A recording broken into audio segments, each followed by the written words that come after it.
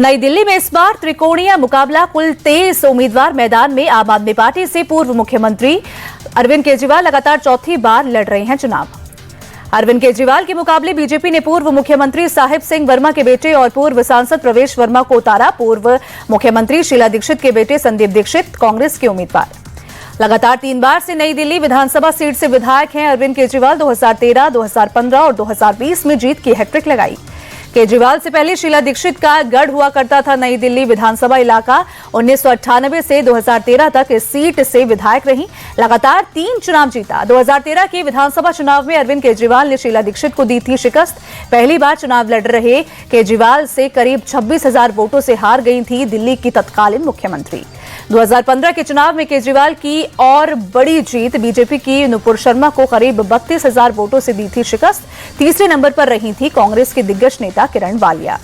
2020 के चुनाव में 61.10% वोट शेयर के साथ केजरीवाल की बंपर जीत। बीजेपी के सुनील कुमार यादव को 21,000 से ज्यादा वोटों से हराया। कांग्रेस के रोमेश सभरवाल को सिर्फ 3200 वोट मिले।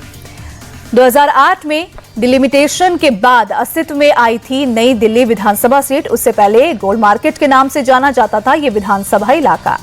1993 में सबसे पहले बीजेपी के खाते में गई थी गोल्ड मार्केट सीट। 3,803 वोटों से जीते थे तत्कालीन बीजेपी नेता कीर्ति आजाद।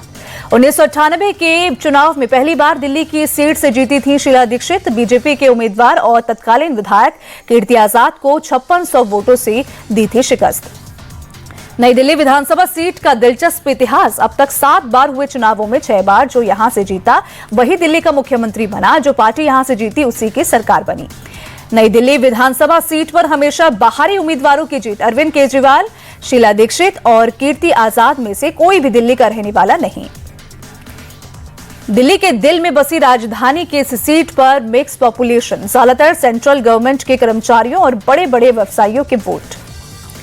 नई दिल्ली विधानसभा सीट पर सबसे ज्यादा वाल्मीकि समुदाय के वोटर। अनुमानों के मुताबिक करीब 20,000 वाल्मीकि और 15,000 धोबी मतदाता करते हैं उम्मीदवारों की किस्मत का फैसला। नई दिल्ली सीट पर ब्राह्मण वोटों का दबदबा। पंजाबी और खत्री समुदाय की भी प्रभावी भूमिका। दलित वोटरों की भी अच्छी तादाद। पिछले 2 चुनावों से नई दिल्ली सीट पर दूसरे नंबर पर रही है बीजेपी। 2015 के मुकाबले 2020 में वोट शेयर करीब 4% बढ़ा। 2013 के बाद से कांग्रेस का ग्राफ लगातार गिरा।